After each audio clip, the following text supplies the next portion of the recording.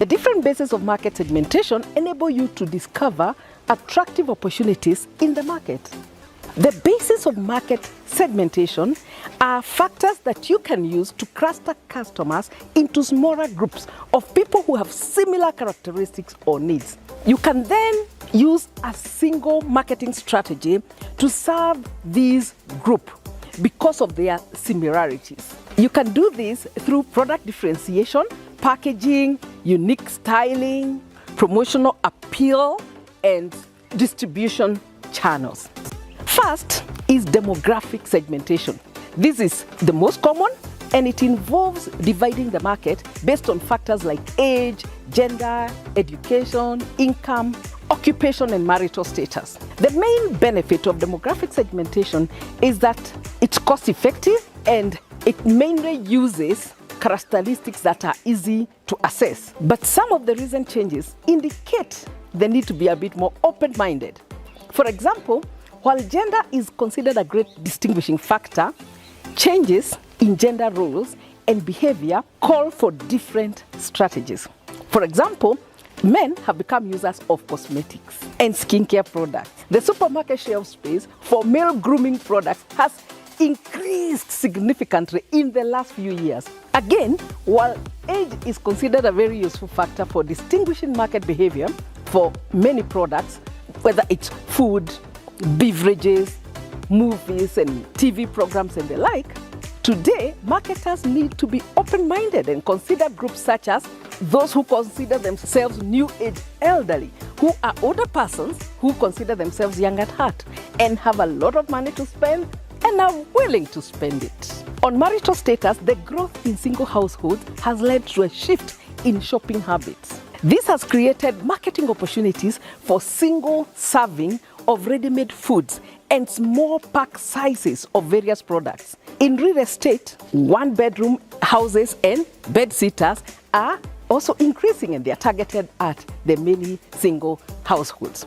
Now, with regard to income as a factor of market segmentation, it's complicated because it tells us a lot about the ability to buy, that you have money, but does not tell us your interest or willingness in buying. For example, a banker and a DJ may win some money or even inherit millions, but each of them is likely to spend the money in a different way because of differences in other factors like education and occupation. To overcome these gaps, demographic factors tend to be used in combination with others, or to be used in combination together. So for example, you might say a target group may be described as single men aged 20 to 30 years with college education.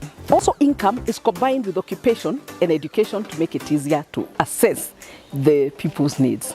The second is geographic segmentation, another simple and common one.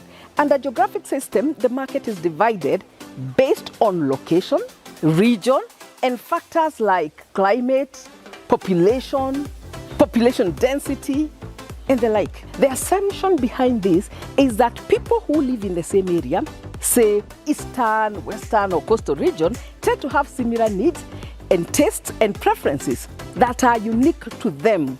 Some products do better in urban areas, while others will win in rural areas.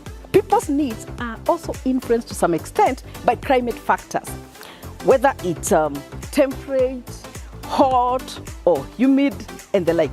There are also differences in style between those who live in major metropolitan cities and small town dwellers. Third is psychographic segmentation. This refers to dividing the market based on factors that relate to consumers' motivation, perception, personality, and attitudes. Psychographic studies look at the interests, values, opinions, and activities and lifestyle of target consumers. This helps you to know your customer in a really deep way, and you learn why they use your product. One challenge about psychographic factors is that they are not easy to identify. Unlike demographic factors, they have to be uncovered through research using projective techniques to reveal the not so obvious characteristics. In my company, SBO Research, this is one of the jobs that we do a lot for our clients. And we use these kind of techniques to help dig deeper to find the true reason why consumers choose one product or service instead of another. For instance, under personality factors, consumers may be divided based on whether they are extroverts or introverts, or whether they are compliant or aggressive. Under lifestyle, some are seen as conformists, while others are conservative, while others are innovators. Psychographic segmentation has been used by marketers of beverages, fast food, mobile phones, toothpaste, and clothing.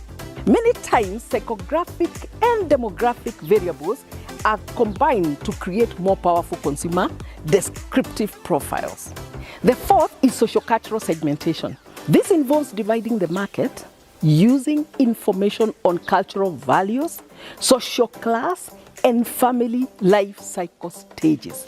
Like, the newly married, young families, or with teenage children, or the empty nest where the children have left the home. And all these impact the behavior of consumers.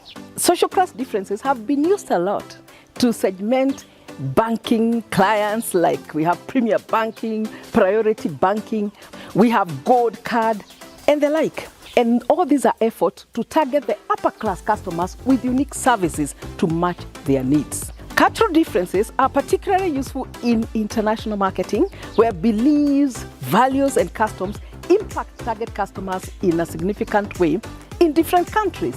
It also applies in countries where there is a large diversity of subcultures based on tribe, race, language, and religion. Like in Kenya, where we have so many tribes, people have sometimes different needs based on their ethnicity. I must say that politicians seem to know how to exploit this aspect much more than marketers in this particular environment.